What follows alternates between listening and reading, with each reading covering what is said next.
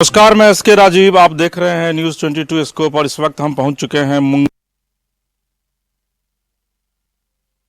पे मौजूद है। यहां से थोड़ी ही दूरी पर गंगा बहती है और ये पूरा इलाका, अभी जब मेरी अनौपचारिक बातचीत हो रही थी बीएम अमरेश जी से, तो उन्होंने बताया कि ये पूरा गांव जो है ये पहले दियारा के इलाकों में हुआ करता था, लेकिन गंगा चूंकि अपने कटाव के लिए जानी जाती है, लिहाजा जब गांव कटा तो 30 साल पहले, यानी कि ये बस्ती बहुत ज़्यादा पुरानी नहीं है, सिर्फ 30 साल पहले इस बस्ती में आकर के लोग बसे हैं। और इस वक्त हमारे साथ बात करने के लिए खुद मौजूद हैं बीएम अमरेश जी। बीएम अमरेश जी के नेता हैं और अक्सर राजधानी पटना में भी रहते हैं, प्रदेश कार्य समिति से जुड़े हुए हैं, उसके मेंबर भी हैं और अभी फ़िलहाल ललन सिंह को जिताने के लिए बागडोर अपनी हाथों में इन्होंने ले रखा है। अमरेश जी, बहुत आपका स्वागत है। अमरेश जी, पहला सवाल है कि आप लगातार कैंपेन कर रहे हैं, अब क्या फीडबैक मिल रहा है जनता का? सबसे पहले मैं आपको धन्यवाद देना चाहता हूं कि आप सुदूर ग्राम में आकर के आप यहां की समस्या के बारे में मुद्दा उठाए हैं और अपन लोगों के बीच आए हैं। यहां का फीडबैक ये है कि जो हमारे यहां के आदरणीय सांसद प्रत्याशी हैं राजीव रंजन सिंह उर्फ ललन सिंह जी, हम लोग उनको जिताने के लिए, केंद्र में स्थापित करने के लिए, और मोदी जी की जो सरकार है अब की बार 400 पार, उसमें कहीं न कहीं हमारा हिस्सा मुंगेर प्रत्याशी के नाम पे भी आता है। तो हम चाहते हैं कि इनको जिता करके, और यहाँ की जो जनता है, यहाँ का जो सबका समर्थन है, जोरदार समर्थन, जोरदार सहयोग ललन बाबू के साथ है, और इनको बहुत मतों से जिता करके हम इनको केंद्र भेजेंगे। और मोदी जी का जो 400 पार का सपना है, अब की बार 400 पार, उनके साथ ललन बाबू का भी सहयोग बना रहेगा। अमरेश जी, 400 पार में आप 401 जोड़ेंगे ललन जी को? एकदम एकदम। लेकिन अमरेश जी, मैं चूँकि कल से हूँ इस पूरे इलाके में, मैं लखीसराय मकामा बाढ़ होते हुए यहाँ आया हूँ। विरोध है ललन सिंह के नाम पर। पब्लिक जो है वह कह रही है कि हम लोग मोदी के नाम पर वोट करेंगे, ललन सिंह को वोट नहीं करेंगे। लेकिन ललन सिंह से उनकी नाराज़गी है कि वो एक ऐसे सांसद हैं जो कभी अपनी जनता के साथ बात भी नहीं करते हैं, और जनता अगर बात करना चाहती है तो ललन सिंह उसे डांट देते हैं। देखिए, ये जो विपक्ष का है ना, ये प्रोपेगेंडा है, अफवाह फैलाना। जैसे बोलते हैं कि मोदी सर जनता से मेरी बात हो रही थी, विपक्ष नहीं जनता से बात हो रही। विपक्ष और पक्ष वो जनता ही होता है ना। हमारे बीच कौन पक्ष का आदमी है, कौन विपक्ष का आदमी है, इसको तो आप नहीं बता सकते हैं। तो हमारा कहना क्या है, निश्चित तौर पे मोदी जी के नाम से दे रहे हैं वोट, लेकिन निश्चित तौर पे विकास पुरुष हमारे माननीय ललन बाबू भी हैं। और ये जो गलत मैसेज फैलाया जाता है कि लोग को डांट देते हैं, डपट देते हैं, लोग का काम नहीं सुनते हैं, तो अगर आप हमसे पूछना चाहेंगे तो सिर्फ मैं इनके विकास और इनके सारे कार्य का मैं वर्णन कर सकता हूं, जो कि एक मुंगेर जिला बिहार में एक मतलब समझे उदाहरण है विकास का। तो ऐसा तो मुझे कुछ नहीं देखने को मिला भाई। सड़कें तो हर जगह बनी है, तो आपके यहाँ भी बनी हुई है, बल्कि आपके यहाँ तो नेशनल हाईवे जो है उसकी स्थिति बहुत अच्छी है भी नहीं। सड़कें बन रही हैं, विकास हो रहा है, सब चीज़ का समय सीमा है। और मुंगेर में कैसे कुछ नहीं हुआ है। हमारा वानिकी महाविद्यालय पूरे स्टेट में पहला वानिकी महाविद्यालय है, देश का दूसरा है। इंजीनियरिंग कॉलेज, मेडिकल कॉलेज, हमारा खड़गपुर झील का जीर्णोद्धार, ये सब किसका देन है? अगर ललन बाबू का देन नहीं है तो किसका देन है?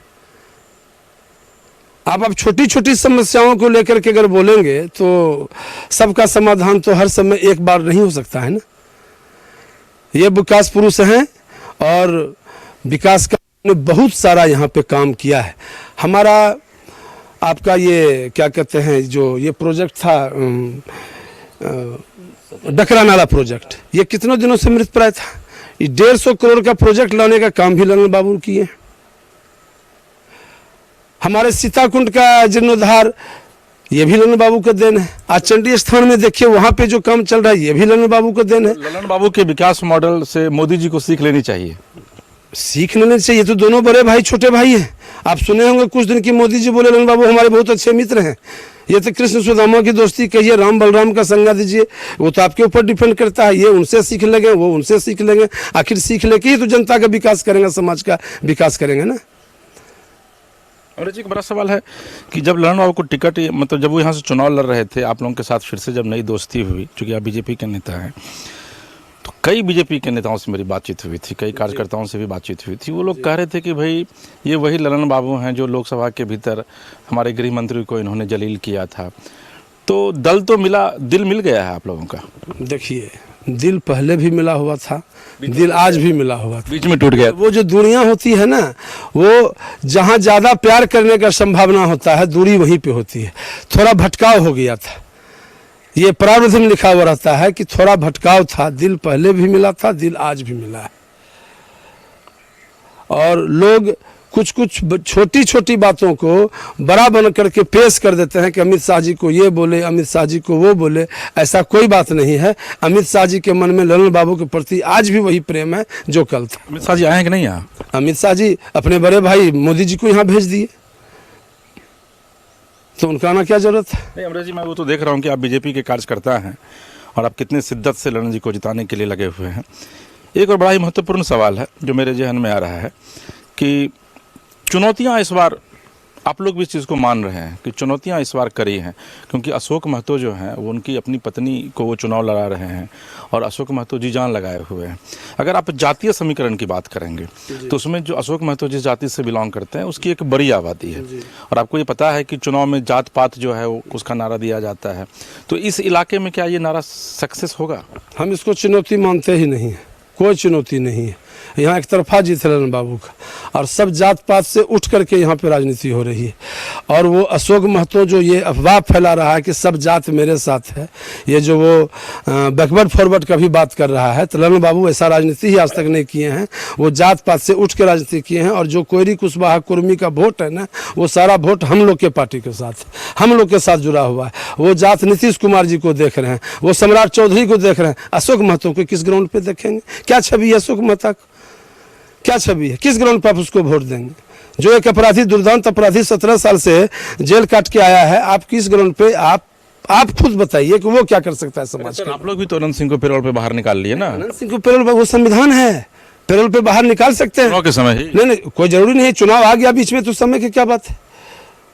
ये एक महज संजोग है। इसको आप मीडिया वाले जो अपने देश के चौथे स्तंभ हैं उसको जो घसीट दीजिए, जहां घसीट दीजिए, जो बोल दीजिए। ये महज संजोग है कि उनको 15 दिन के पैरोल पे निकाले। अशोक महतो को जवाब देने के लिए आप अनंत सिंह को निकाले हैं? आप कुछ भी बोल सकते हैं, हमने जनता बोल रही अशोक है। महतो को जवाब देने, हमने जनता, अशोक महतो को जवाब देने के लिए अनंत सिंह को क्यों बुलाया जाएगा? अशोक महतो को सारा कष्ट है अनंत सिंह के साथ शुरू से है।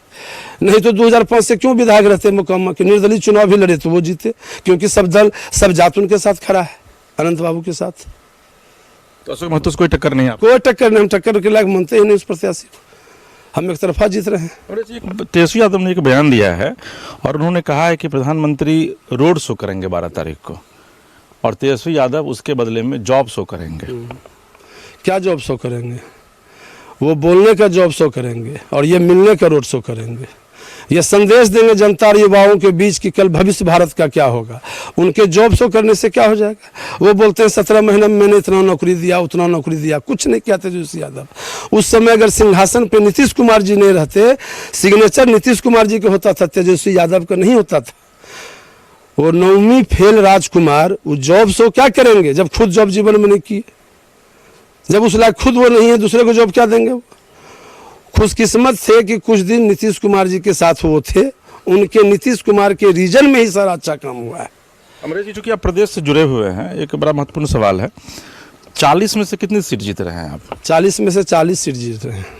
इसीलिए नीतीश जी भी अब रोड शो कर रहे हैं, प्रधानमंत्री को भी आवश्यकता पड़ रही है। हाँ, उनको अपनापन हो रहा है जनता से। वो नहीं जानते थे कि जनता उतने उनके करीब है, इसलिए वो रोड शो क्या, कल गली शो भी करेंगे। वो घर का अतिथि जो होता है ना, वो घर के मुख्य दरवाजे से आता है, हवाई जहाज से नहीं आता है। तो मोदी जी को यह आभास हुआ कि बिहार की जनता उनके साथ है, दिल और दिमाग से साथ, इसलिए वो रोड शो करना चाह रहे हैं। अमरेश जी, एक आखिरी सवाल है, जनता आप ही को वोट क्यों दे? इसलिए कि हम विकास का परिचायक हैं।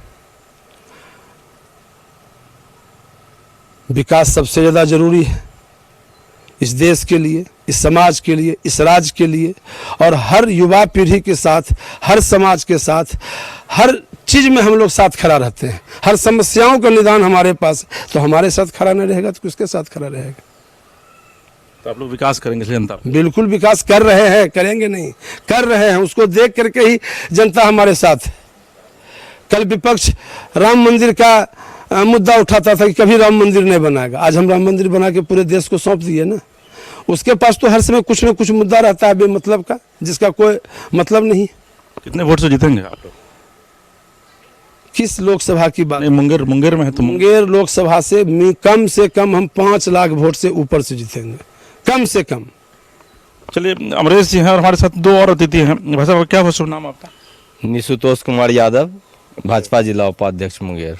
निशुतोष जी, वोट कीजिएगा अपना आप बीजेपी को? यस जी करेंगे। लेकिन यादव का मतलब होता है कि भाई आरजेडी। ऐसा कोई नहीं है बात है। यादव का मतलब जगदम्बी प्रसाद यादव मिसाल रहे हैं, बरियारपुर के रहने वाले थे। गोड्डा से भाजपा से टिकट हुए थे, सांसद हुए थे, भारत सरकार में कई बार मंत्री रहे। यादव होने का मतलब ये कदापि नहीं है कि वह राष्ट्रीय जनता दल का कैडर। आज आप लोग पिछले राजद के शासनकाल में आप लोगों ने देखा बिहार के कई जेलों में यादवों की संख्या सबसे ज़्यादा थी। तो लालू जी ने यादवों को किस ओर मोड़ा है, यादव समाज को ये पता है। और यादव समाज को अगर अपने भविष्य के बारे में चिंता करने की ज़रूरत होगी तो वो अवश्य नरेंद्र मोदी जी पर भरोसा जताएं। अभी बीजेपी के नेता हैं जी।